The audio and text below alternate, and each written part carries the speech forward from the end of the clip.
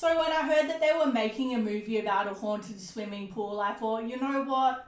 I'm going to give it a try before judging. We've had movies about haunted mobile phones. There's a movie coming out about like a haunted teddy bear. So why not a swimming pool? Even though it's coming out in January. So that is the problem I had going in.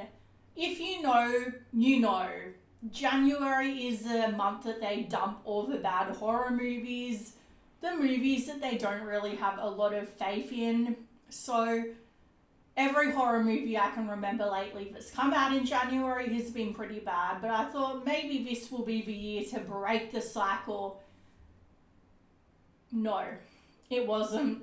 All the people that are hyping this movie up, yeah, liars. All of them are liars. This is a horrible movie. I'm just going to be honest. And I did have a really, really bad experience in the cinema, but that did not contribute to my review. I can separate the two, so this is my spoiler-free review, but if you're wondering what happened, okay, so I was sitting next to this young teenage couple. It's full of, young kids. I thought, whatever, it's school holidays, they're talking away. I'm trying to tune them out, thinking, oh, they're going to talk the whole movie, which they did, but I could have handled just talking. I kid you not. They started making out really heavily, and I'm so close to them. I'm sitting right next to them. Our elbows are basically touching. It started to go further than just kissing. So I had to get up and walk all the way across the cinema to find another empty seat and just hope that nobody was gonna go sit in it, which thankfully they didn't. But oh my gosh, how can you do that in public?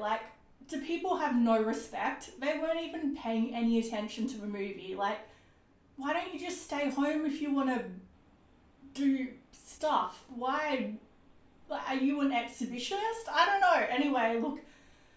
Wow, just tell me your cinema experiences down below. Let me know if you've had any really weird, horrible cinema experiences like me. But anyway, yeah, the movie. So the movie, I feel like one of the main things that stood out to me was just how phoned in all the performances felt. It felt like nobody really had a joy or a passion about being here. It just felt really phoned in, just really generic, copy paste. The acting, it was just really bad, noticeably bad. I would say the little kid was actually the saving grace of the movie. He was probably the best performance, and it's usually the opposite, but yeah, hats off to whoever that kid was. He gave a good performance. So this movie was the worst thing that a movie can be. It was boring. I feel like all the best moments were in the trailer.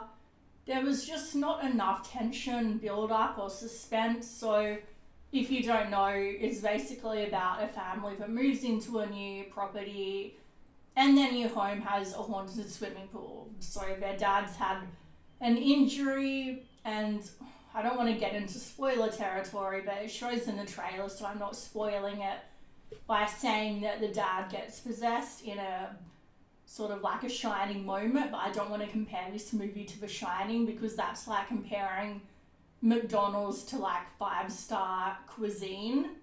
But yeah, it's pretty, like I said, generic and cliche, and that's not a bad thing. I have no problem with a cliche generic movie as long as it's entertaining, and this just wasn't. I had to resist the urge to get my phone out, and I wouldn't do that because I happen to be a polite, courteous moviegoer, unlike some people, but if I wasn't, I would have probably been tempted to check my phone. It was just boring.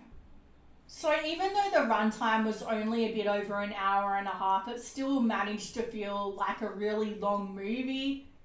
This is just one of those Blumhouse misses. Blumhouse is notoriously hit and miss, so this is still going to perform well at the box office, I think, because it's summer holidays.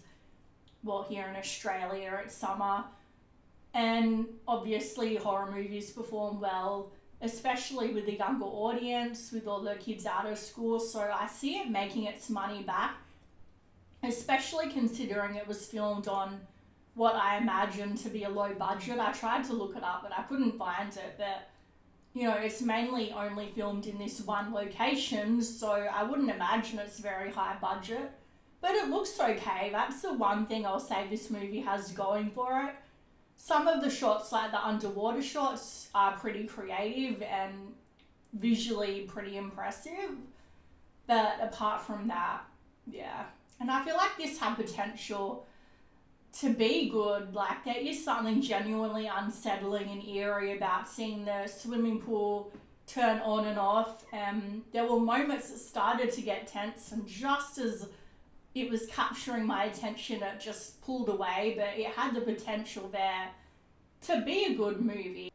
Even though that was disappointing, we have a few other horror movies coming out soon, and we have Baghead, Imaginary, both of which I'm interested in seeing. So, you know, January will pass. It will get better. So I would say this is 6 out of 10. I feel like I'm being generous. So if you've seen it, let me know what you thought down below. Share your cinema experiences with me.